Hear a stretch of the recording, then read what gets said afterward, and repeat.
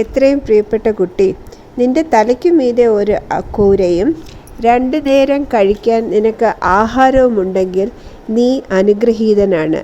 ഈ ആശീർവാദത്തെ നീ വില കുറച്ച് കാണരുത്. തലചായ്ക്കാൻ ഒരു കൂരയില്ലാത്ത, 2 നേരം വയറ് നിറച്ച് ആഹാരം കഴിക്കാൻ പറ്റാത്ത ഒത്തിരി ആളുകൾ ഈ ഭൂമിയിലുണ്ട്.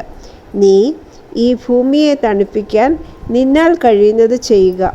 ഒത്തിരി മരങ്ങൾ വെച്ചു പിടിപ്പിക്കുക. എയർ കണ്ടീഷണറുടെ ഉപയോഗം കഴിവതും കുറയ്ക്കുക. വാഹനത്തിൻ്റെ ഉപയോഗം കുറയ്ക്കുക.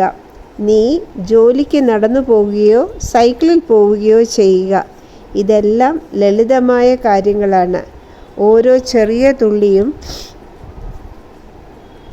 തുള്ളികളും ചേർന്നതിൻ്റെ ഫലമായിട്ടാണ് മഹാസമുദ്രം ഉണ്ടാകുന്നത്.